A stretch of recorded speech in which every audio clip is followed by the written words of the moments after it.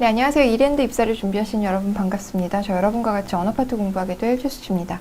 이랜드 같은 경우에는 언어파트의 기존에 있던 이 독해라든가 문장 배열이라든가 이런 것들의 유형도 역시 들어있지만요. 논리 문제라든가 아니면 어떤 추론 문제 같은 것들이 좀 들어있어서 일반적으로 그냥 단순하게 글을 읽고 푸는 문제, 여기에만 국한되지 않고요. 여러분들의 사고력을 좀 더 다각적으로 측정한다는 데 특징이 있습니다.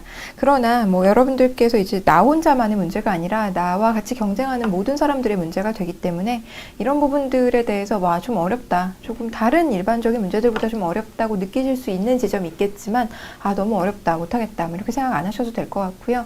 어디까지나 상대평가라는 것 염두에 두시면 되겠습니다. 여러분들께서 충분히 자신감 갖고 준비하셔도 꼼꼼히 그리고 최선을 다해서 하시기만 한다면 얼마든지 좋은 성과 거두어낼 수 있을 것 같습니다. 자, 그러면 저랑 같이 일단 각각의 유형들이 어떻게 출제되고 그리고 유형별로 어떤 식으로 문제를 접근해야 되는지 같이 한번 핵심적으로 살펴보도록 할 텐데요. 교재 보시면 10페이지부터 보도록 하겠습니다. 10페이지 보시면 언어 추론, 작문, 독해 이렇게 두 가지 파트로 크게 나뉠 수 있다라는 소개를 간단히 하고 있고요.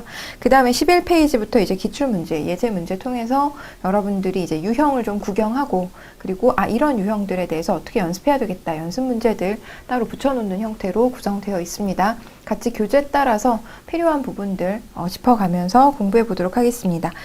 자, 먼저 1번 문제부터 보시면요. 1번 문제 보시면 다음 중 논리적 오류가 없는 문장 고르래요. 그러면 이 논리적 오류라고 하는 건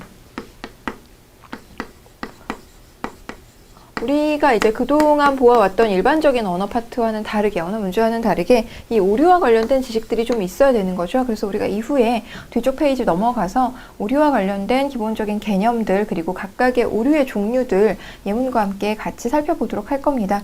그러나 지금은 일단 우리가 문제가 어떻게 나오는지 구경하고 있는 상황이니까요. 일단 크게 논리적 오류에 대한 배경 지식이 없어도 여러분들께서 이 문제를 일단 한번 살펴보도록 하겠습니다.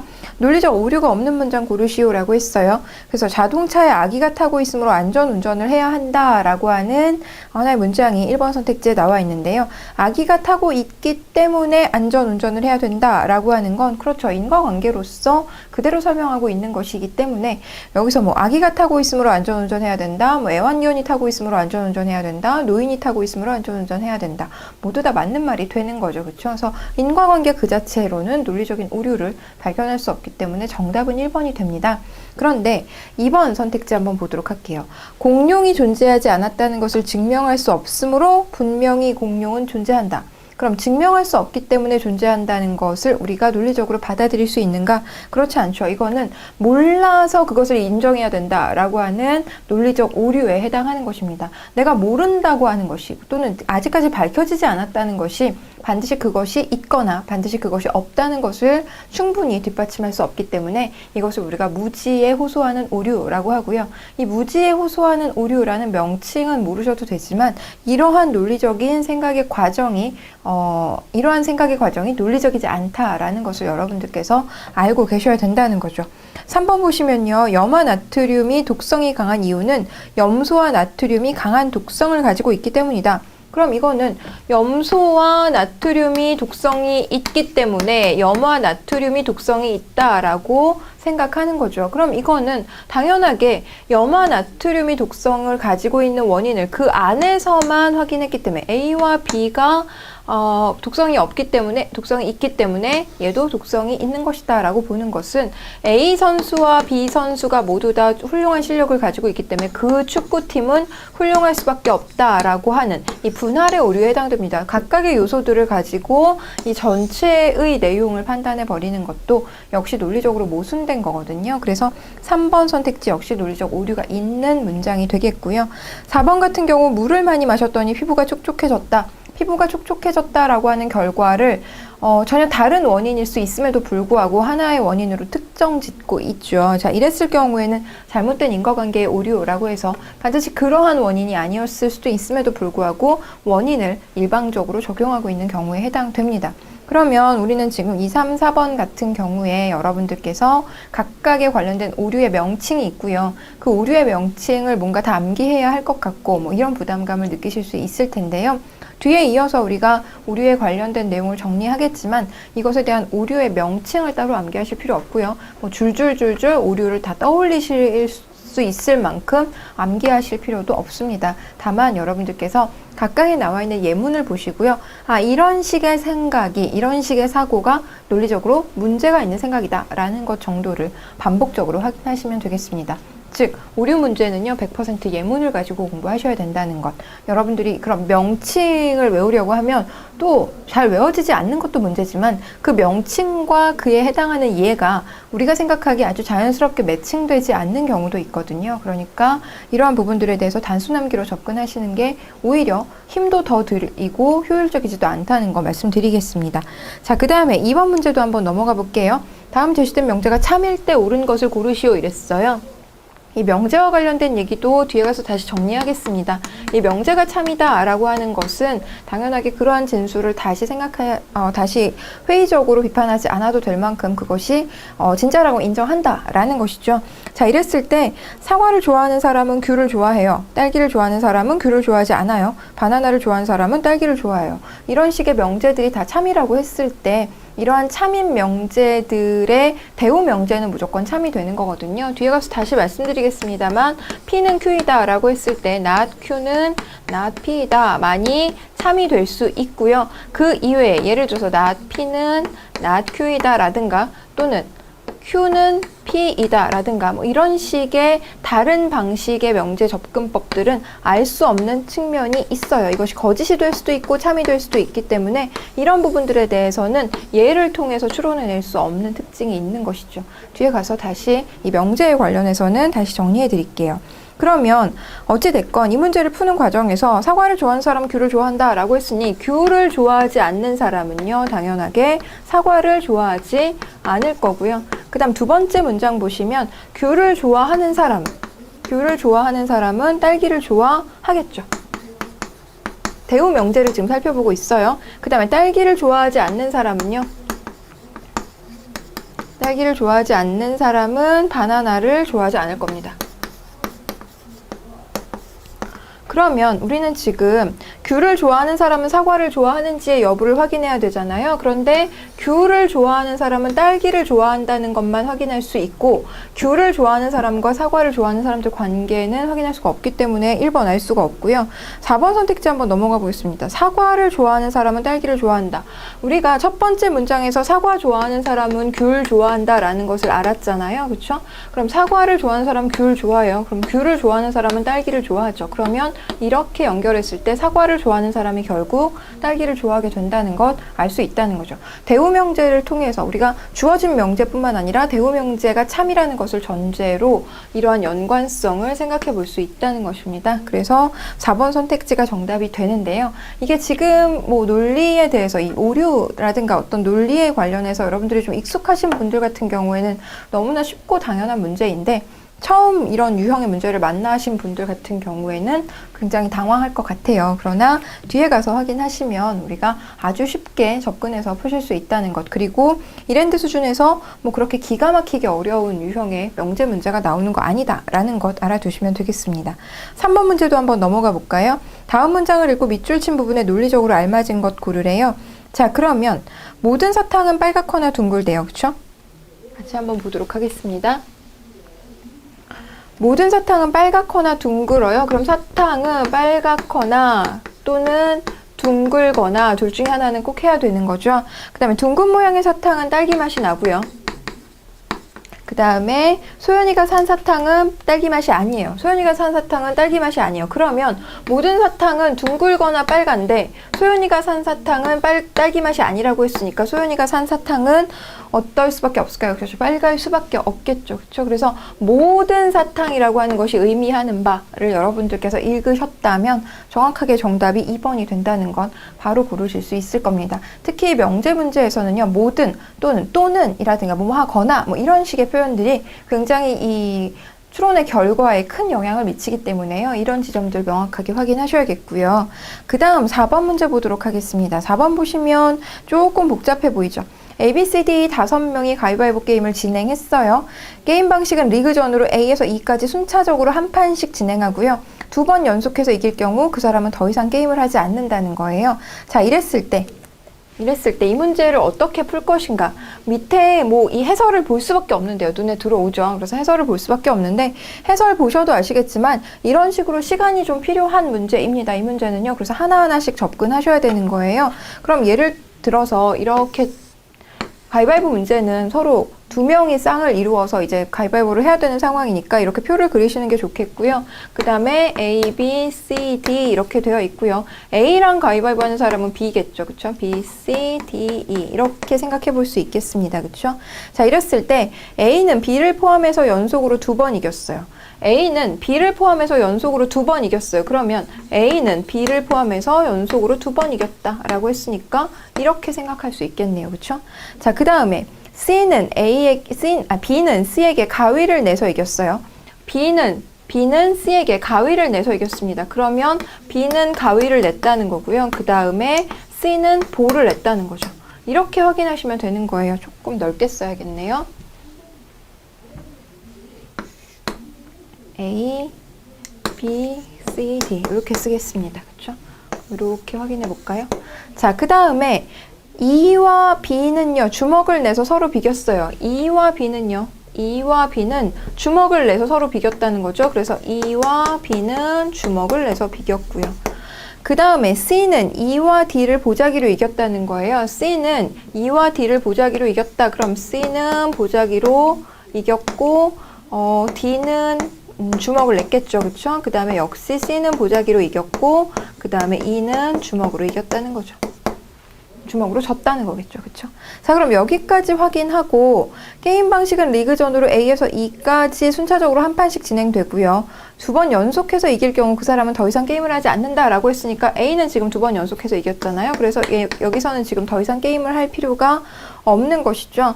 그 다음에 총 8번의 게임이 이루어졌다라고 했는데 사실 지금 여기 보면 이 B와 D 같은 관계는요. B와 D 같은 관계는 얘는 지금 이겼잖아요. 그쵸? B가 이겼잖아요. 그 다음에 얘는 B랑 E랑 무승부가 난 거죠.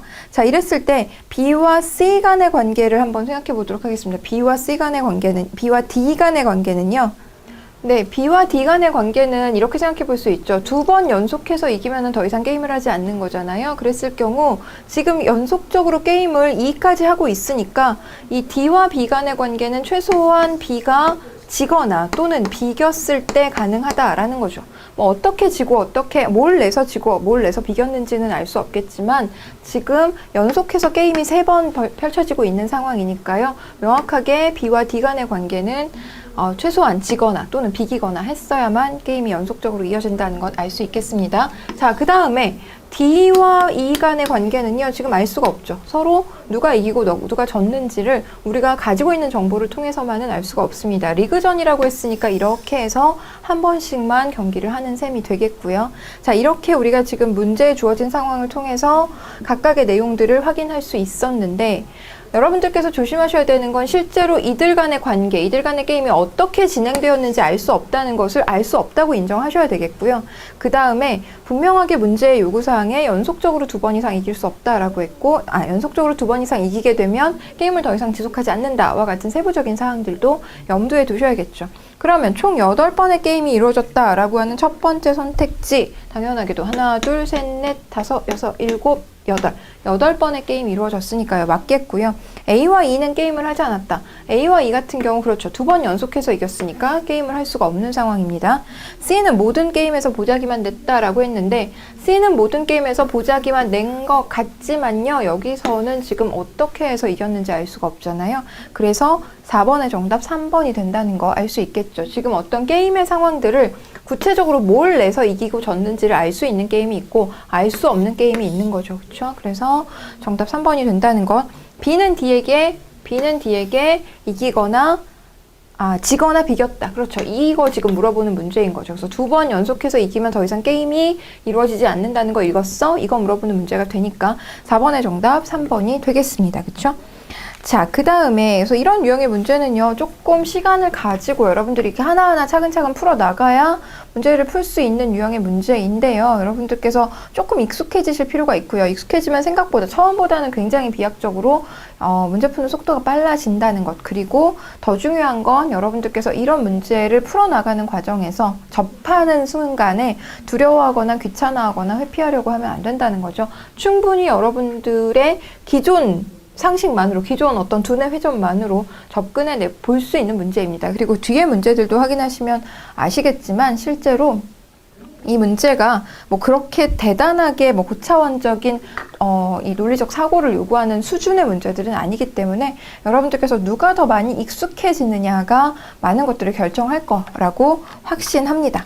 자, 그 다음에 우리가 이제 이렇게 기본적인 예제들 살펴봤으니까요. 우리가 지식적으로 좀 알아야 되는, 사전에 알고 있으면 훨씬 더 도움이 되는 논리적 오류에 대해서 좀 살펴보도록 할 텐데요. 이 논리적 오류가 어디 정리되어 있냐면요. 교재 보시면 46페이지에 정리가 되어 있어요.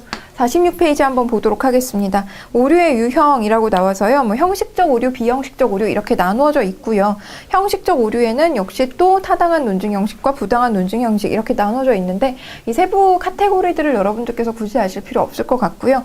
반드시 여기서는 순환 논증의 오류, 자가당착의 오류 이러한 오류에 관련된 개념을 여러분들께서 잘 읽어보시고 그 개념보다 더 중요한 것은 거기에서 제시하고 있는 예문이다 라는 것 확인하시면 되겠습니다. 예문을 확인하셔야 돼요. 예문을 보시면 이것이 이래서 오류인 거구나 라는 것을 직접 느끼지 않으시면 절대로 여러분들이 문제를 푸는 과정에서 이게 오류가 될지 안 될지의 여부가 잘 판단이 되지 않고 확신도 들지 않기 때문에 여러분들께서 반드시 이 예문들에 익숙해지셔야 된다는 거 여러 번 강조해서 말씀드리고 싶습니다. 먼저 순환 논증의 오류부터 보도록 할게요. 순환 논증의 오류 보시면 증명해야 할 논제를 전제로 삼거나 증명되지 않은 전제에서 결론을 도출하는 것을 의미하는 거예요. 그의 말은 곧 진리이다. 왜냐하면 그가 지은 책에 그렇게 적혀있기 때문이다. 그럼 그의 말이 진리라는 것을 증명해야 되는데 그의 말이 진리라는 것이 그의 책에 그렇게 적혀있기 때문이다 라고 하는 것은 증명해야 할 논제를 전제로 삼는 오류에 해당되는 것이죠. 그래서 이러한 식의 사고가 논리적 오류가 있다라는 것 알아두셔야겠고, 두 번째 자가당착의 오류는요, 무엇이든 녹이는 물질이 존재합니다. 그것은 지금 이 호리병 안에 있습니다 라고 하는 건 그 자체로 모순인 거죠. 모순이라고 하는 의미 알고 계시죠?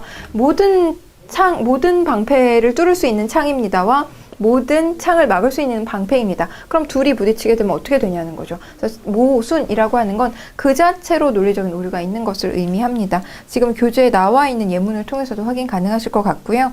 그 다음에 선언지 긍정의 오류 보도록 하겠습니다. 인간은 폭력적인 종족이거나 자만적인 종족이다.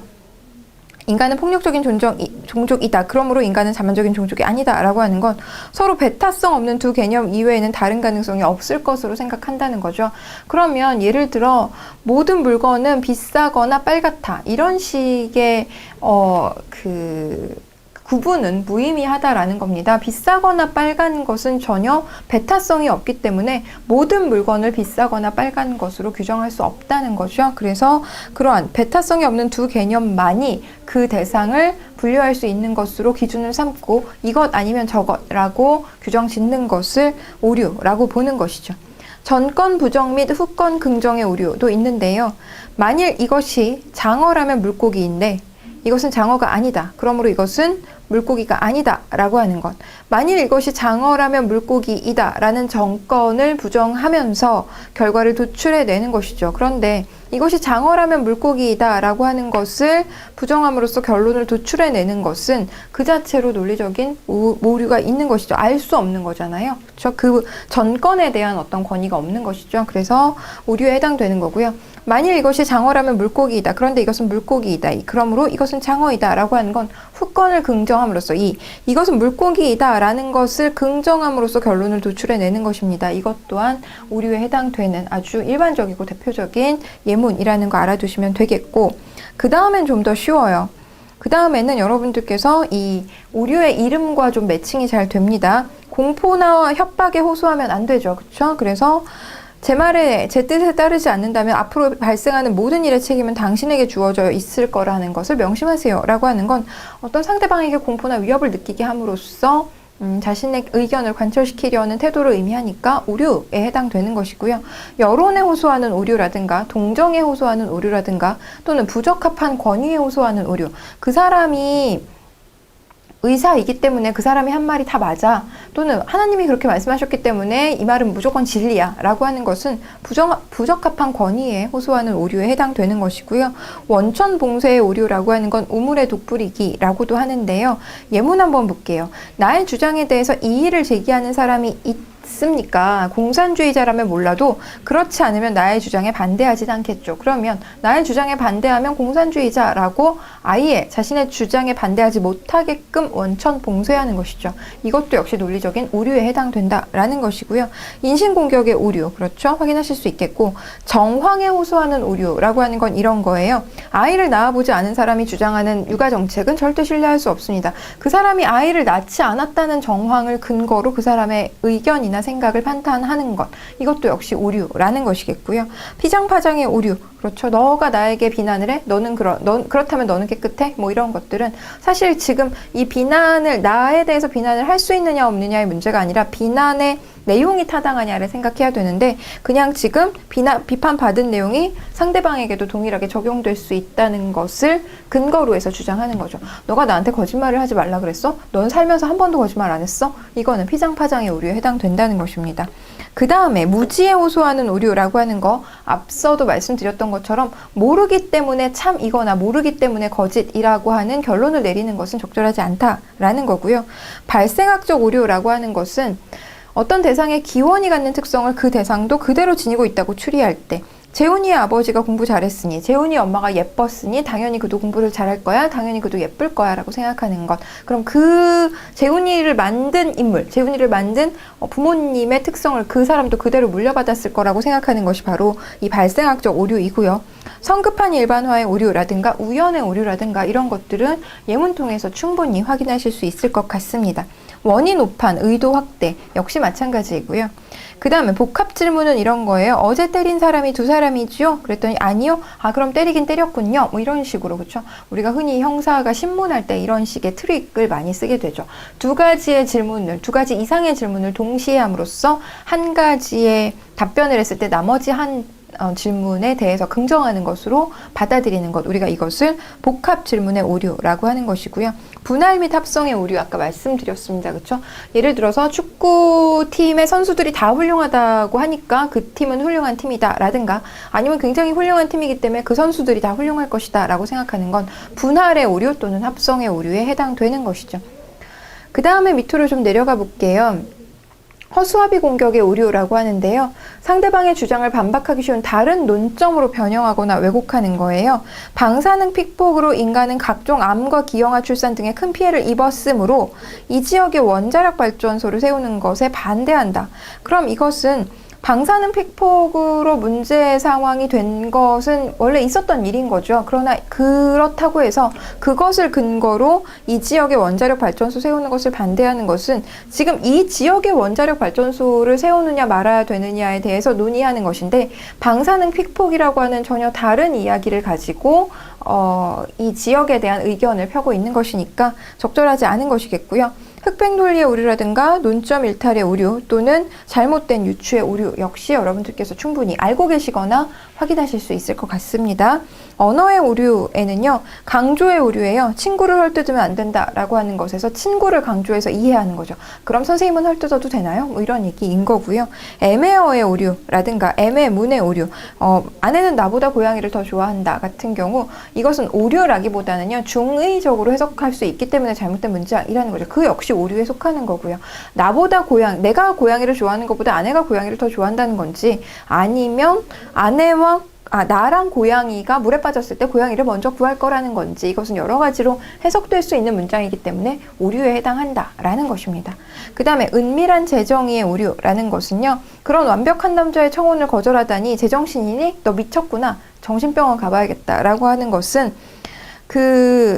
어떤 용어의 사전적 의미에 자의적 의미를 덧붙여서 사용한다는 겁니다. 제정신이니? 라고 하는 그 말의 뜻을 사실은 정말 그 사람이 정신병 환자라는 의미가 아닌데 그냥 이 말하는 사람이 자의적으로 지 맘대로 어떤 의미의 뜻을 규정해 버렸다라는 것이죠. 범주의 오류 같은 경우는요. 아버지 저는 과학자가 되기보단 물리학자가 되고 싶습니다. 이건 해당 개념의 범주를 잘못 알고 있었기 때문에 발생하는 오류에 해당되는 거고요. 여러분들께서 각각의 오류의 이름을 다 암기하실 필요는 없는데 예문을 같이 보셔야 된다는 것과 대부분의 오류가 오류의 개념을 보고 나서 예문을 보면 그렇구나 라고 자연스럽게 받아들여지는데요. 몇몇 오류들 같은 경우에는 약간 낯설거나 생소하거나 아니면 이 오류의 명칭과 오류에 해당하는 예문이 잘 매칭되지 않는 것 같은 느낌을 받는 애들이 좀 있어요. 그러나 이미 이것은 정해진 이름이기 때문에 맞추셔야 되는 거죠. 그래서 그러한 오류들만 중점적으로 글쎄 한 대여섯 개, 10여 개 안팎일 것 같은데요. 그러한 오류들만 더욱더 예문 중심으로 확실하게 암기하시면 되겠습니다. 그 다음에 명제의 역이 대우가 나오는데요. 앞서도 말씀드렸지만 명제라고 하는 것은요. 참과 거짓을 증명할 수 있는, 참과 거짓을 보여줄 수 있는 하나의 진술을 우리가 명제라고 하는 거고요. 명제라고 하는 건 이렇게 생각하시면 돼요. P이면 Q이다 라고 하는 명제가 있다 라고 하죠. 그럼 이랬을 때 얘가 만약에 참이라면 항상 참이 될 수 있는 애는 not Q이면 not P이다 라는 대우 명제만이 항상 참이 될 수 있다는 거예요.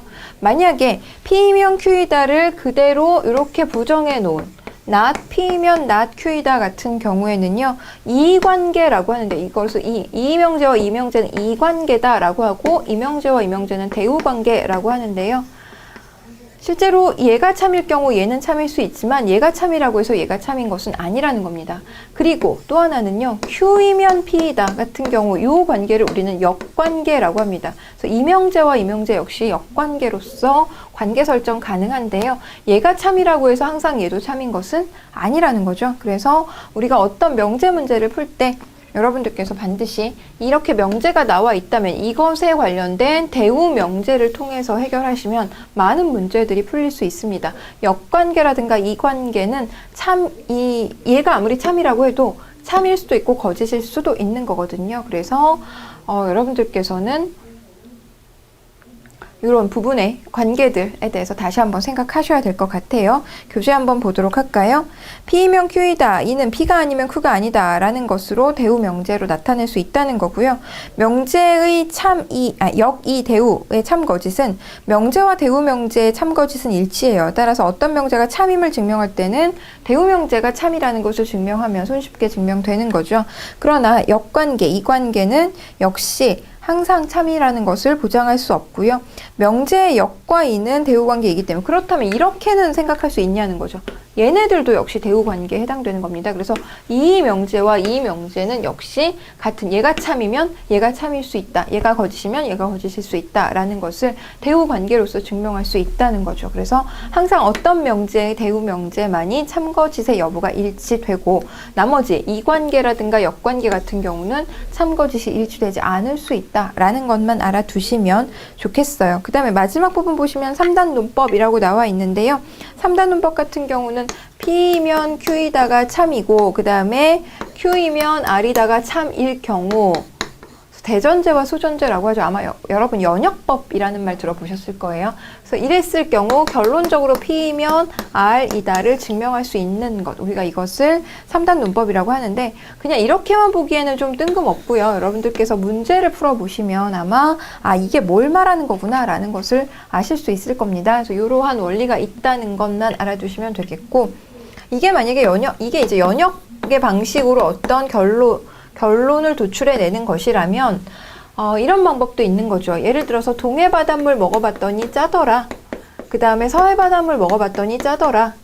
남해 바닷물 먹어봤더니 짜더라. 따라서 모든 바닷물은 짜다라는 결론을 내렸다면 이것은 구체적인 사실을 통해서 일반적인 진술을 이끌어내는 방식입니다. 우리는 이것을 귀납이라고 하죠. 모든 과학적 지식은 대부분 거의 귀납적인 방식에 의해서 얻어진 결론이라는 거 알아두시면 될 텐데, 이 연역의 방식으로 결론을 도출하게 되면 얘는 항상 참일 수밖에 없지만요. 귀납의 방식으로 결론을 도출하게 되면 이 일반적으로 내려진 결론이 항상 참이지 않을 수도 있는 것이죠. 왜냐하면 모든 바닷물을 다 먹어본 것이 아니기 때문에 여러분께서는 이런 구체적인 사실들을 통해서 일반적 진술을 이끌어내는 것이 익숙하시겠지만, 그럼에도 불구하고 얘네가 참이라고 해서 얘가 항상 참일 수는 알 수 없다 라는 것입니다. 그렇죠? 그래서 이러한 두 가지 기본적인 추론의 종류들도 같이 한번 살펴보도록 했습니다. 자, 그러면 우리가 이제 오류라고 하는 것들이 어떤 종류가 있고 어떤 예문이 있는지 살펴봤고요. 그 다음에 기본적으로 이 명제에 대해서 어떻게 접근해야 되는지 살펴봤습니다. 그러면요, 우리 교재 앞부분으로 다시 넘어가서요. 다음 중 논리적 오류가 없는 것을 고르시오라고 했어요. 네, 그럼 1번 보겠습니다. 거짓말은 사람을 속이는 행동인데, 선생님은 수업을 시작할 때 일찍 끝날 거라고 말해놓고 늦게 끝내줬으므로 우리를 속였다. 왜냐하면 거짓말은 속이는 행동이기 때문이다. 지금 이 문장은 문장 자체가 비문이죠. 그렇죠? 다시 한번 볼게요.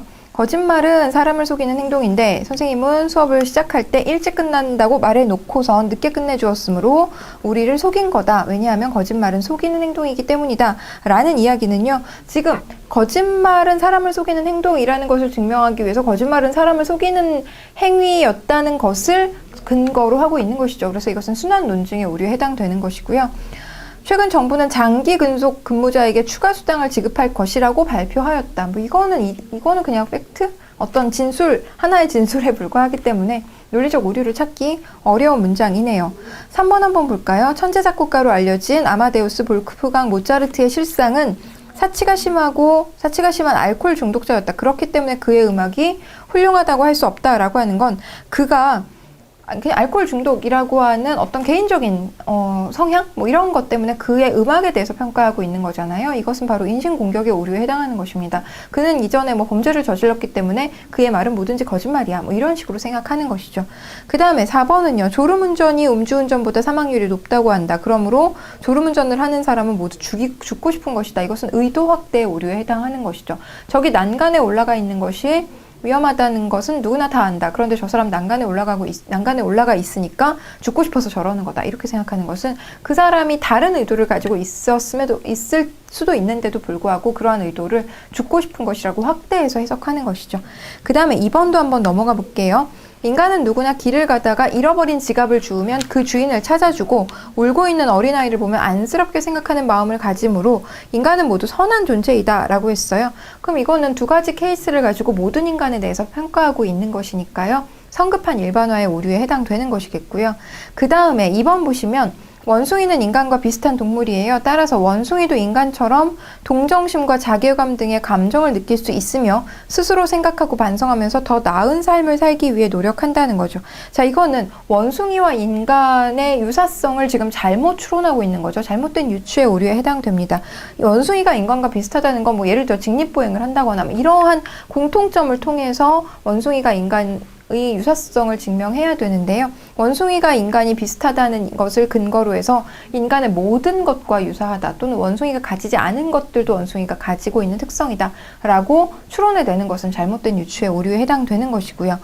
3번은요. 정부가 어떤 정책을 내놓을 때 찬성을 하면 보수고, 그렇지 않고 무조건 반기를 들면 진보에 해당한다 라고 되어 있는데요. 이거 흑백 논리의 오류죠. 보수 아니면 진보 둘 중에 하나라고 생각하는 거잖아요. 4번은요. 영국의 수학자이자 철학자인 화이트헤드가 유럽 철학이 플라톤에 대한 각주라고 말했다면 폴란드의 철학자 이 사람은 유럽 철학이 이것이라고 이야기했다. 그럼 그 사람은 이렇게 얘기했고 이 사람은 이렇게 얘기했다 라는 것이니까요. 4번 선택지가 논리적 오류가 없는 문장이 되겠네요. 그렇죠? 그 다음에 3번 문제 보겠습니다. 민수는 마음씨가 착한 여자를 좋아하거나 얼굴이 예쁜 여자를 좋아한다. 민수는 얼굴 예쁜 여자를 좋아하니까 착한 여자 좋아하지 않는 거야. 이건 후권을 긍정함으로써 논리적인 오류가 발생하는 경우에 해당되는 것이겠고요. 그 다음에 2번은요. 비가 많이 오면 길이 미끄러워요. 근데 길이 미끄러워요. 그러므로 비가 많이 왔다라고 하는 건요. 그렇죠. 역시 후권을 긍정함으로써 비가 많이 왔다라는 3번의 1번 같은 경우에는 민수는 얼굴이 예쁜 여자 좋아한다라고 했으니까 선언지 긍정의 오류에 해당되는 것이겠네요. 그렇죠? 어느 것 하나를 긍정하면 나머지 것들을 다 부정하는 경우에 해당되는 거고요. 2번 같은 경우가 지금 후권을 긍정함으로써 발생하는 오류에 해당되는 거니까 후권 긍정의 오류가 되겠네요. 그렇죠? 3번은요. 한국 여대 학생들은 모두 여성이다. 한국 여대 학생들은 사치스럽다. 그러므로 모든 여성은 사치스럽다라고 하는 것은요. 그렇죠. 이것은 앞부분에서 우리가 정리한 내용은 아닙니다만 논리적 오류가 있다는 거 확인하실 수 있겠죠. 한국 여대 학생들 모두 여성이에요. 그래서 한국 여대 학생들이 어떠하다라는 특성을 생각할 수 있겠지만 이것은 한국 여대 학생들의 한국 여대를 다니는 여성들의 문제인 것이지 모든 여성으로 확대 해석할 수 없는 문제가 되는 것이죠. 그래서 3번도 역시 논리적 오류가 있다는 것 확인하실 수 있습니다. 4번은요. 영수는 대학생이거나 고등학생 둘 중에 하나예요. 그런데 대학생이 아니니까 고등학생이다 라고 하는 건 논리적으로 문제 없겠네요. 그렇죠? 그래서 3번의 정답 4번이라는 거 알 수 있겠습니다. 논리적 오류가 있느냐 없느냐라고 하는 것은 우리가 앞서 정리한 그 오류의 예문과 얼마나 유사한가를 가지고 접근하시는 게 좋을 것 같습니다. 이것을 딱 이렇게 어떤 오류가 있고 그 오류는 어떤 내용이고 그 내용에 해당되느냐 안 되느냐를 판단하기에는 일단 오류의 종류가 너무 많고요. 그 다음에 문장을 해석하는 과정에서 얼마든지 의미가 왜곡될 수 있기 때문에 예문의 유사성을 가지고 정답 고르시는 게 맞을 것 같습니다. 자, 그 다음에 15페이지로 좀 넘어가도록 하죠. 15페이지 보시면요. 지금 이런 문제가 나오네요. 그렇죠? 다음 제시된 명제를 참으로 할 때 옳은 것 고르시오 이랬어요. 자, 그러면 국어 수업을 듣는 학생은 A 선생님의 수업을 좋아한다는 거예요. 국어 수업을 듣는 학생은 A 선생님의 수업을 좋아한다.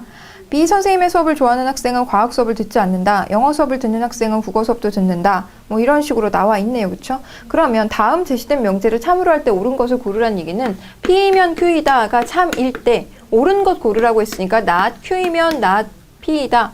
를 찾으시면 옳은 것을 고를 수 있겠죠. 그래서 예를 들어서 첫 번째 문장은 A 선생님의 수업을 좋아하지 않는 학생은 국어 수업을 듣지 않는다. 그런 선택지가 있는지. 그 다음에 과학 수업을 듣는 학생은 B 선생님의 수업을 좋아하지 않는다. 뭐 이런 선택지가 있는지를 생각해 봐야 될 텐데요. 하나하나 대우 명제를 좀 살펴보도록 하면은요. 첫 번째, A 선생님의 수업을 좋아하지 않아요. 그쵸? 그러면 어떻다는 거예요? 국어 수업을 듣지 않는다는 거죠. 그 다음 두 번째 문장 한번 볼까요? 과학 수업을 듣는 학생은요. 과학 수업을 듣는 학생은 어떨 것이다. B 선생님의 수업을 싫어할 것이다. 라는 거죠. 그렇죠? 그 다음에 세 번째 문장은요. 국어 수업을 듣지 않으면 어떻게 될 거라는 거예요? 영어 수업도 듣지 않는다는 것이고요. 그 다음 네 번째 문장은요. 어떻게 대우명제 만들 수 있죠? A, 국어 선생님의 수업을 좋아하는 학생은 B 선생님의 수업도 좋아할 것이다 라는 것을 알 수 있다는 거죠. 그렇죠? 그런데 우리가 이렇게 대우명제를 만들어 놓고요. 그 다음에 주어진 문장들이 일단 4개 있잖아요. 대우명제를 만든 그 4가지의 문장이 있잖아요.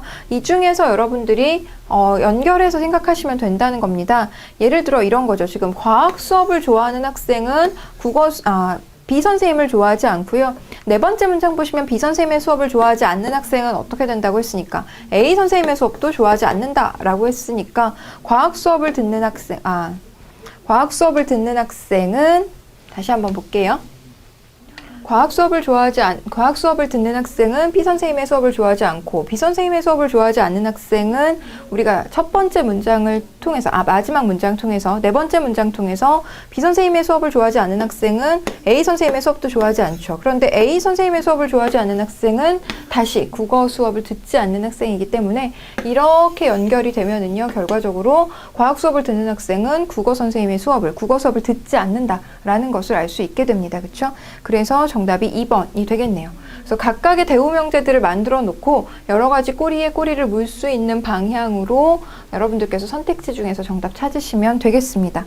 그 다음 문제도 한번 보도록 할게요. 흰 옷을 입은 사람이 의사이다 있고요. 의사는 바쁘다. 흰 옷을 입은 사람은 배려심이 있다. 이렇게 3가지 문장 나오는데요. 각각의 대우명제 한번 확인해 보도록 하죠. 흰 옷을 입은 사람이 의사예요. 그럼 의사가 아니었을 경우에는 흰 옷을 입지 않는다라는 얘기가 되겠고요. 그 다음에 의사는 바쁘다라고 하는 건 대우명제 만들 수 없죠. 흰 옷을 입은 사람은 배려심이 있다라고 했는데 배려심이 없는 사람은 그러면 흰 옷을 입지 않는다 한다. 이런 말 되겠네요. 그쵸?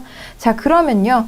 지금 선택지 보시면 의사가 아니면 흰 옷을 입고 있지 않다. 우리 지금 바로 첫 번째 문장의 대우명제 통해서 정답 확인하실 수 있죠. 나머지 선택지들은 다 이 대우명제를 통해서 증명할 수 없는 것들이기 때문에 참이라고 볼 수 없을 겁니다. 그렇죠? 그래서 이런 지금 이 4번 문제 같은 경우는 문제 푸는데 시간이 좀 훨씬 더 오래 걸리지만 5번 문제 같은 경우는 대우명제의 의미를 알고 있느냐 이거 물어보는 문제니까요. 훨씬 더 쉽게 접근하실 수 있겠죠. 4번 문제 같은 경우도 사실상 이 문제를 처음 보시는 분들, 그냥 그날 시험장 가서 처음 만나게 되는 분들이랑 조금이라도 연습을 하신 분들은 어마어마한 차이가 있을 것이기 때문에 여러분들께서는 조금 더 연습하셔서 조금 더 변별력 가지시는 것이 훨씬 더 전략적인 방법이 될 겁니다. 아주 어렵지 않거든요. 문제가 좀 낯설어서 그렇죠. 그 다음 7번도 한번 볼까요? 7번 보시면 도둑은 거짓말쟁이다 라는 명제가 참일 때 다음 중 참인 게 뭐냐 라는 거죠. 이거 그냥 단순하게 대우명제 물어보는 문제잖아요. 이런 유형의 문제들 여러분들이 가, 나 다 하나하나씩 분석하면서 보실 필요가 없다는 거죠. 거짓말쟁이가 아니면 도둑이 아니다 라고 하는 명제 많이, 즉 대우명제 많이 참이다 라는 것을 아신다면 7번의 정답은 3번이 된다는 것 바로 찾으실 수 있을 것 같고요. 8번 문제 보시면 대학은 공부하는 곳이다가 참일 때 다음 중 참인 것은 역시 대우명제일 수밖에 없다는 거죠. 그래서 공부하는 곳이 아니면 대학이 아니다 라는 명제 많이 참이고요. 공부하는 곳이 대학인지 공부하는 곳이 대학이 아닌지 아니면 대학이 아니면 공부하지 않는 것인지의 여부는 우리가 주어진 문장을 통해서 증명할 수 없다라는 것입니다. 그래서 정답이 4번이라는 놀라운 결과를 여러분들이 확인하실 수 있을 겁니다. 네, 이렇게 해서 우리 명제와 관련한 그리고 오류와 관련된 문제들 좀 풀어봤고요. 다음 시간에 계속해서 이어서 16페이지의 9번 문제부터 같이 문제풀이 진행해 보도록 하겠습니다. 감사합니다.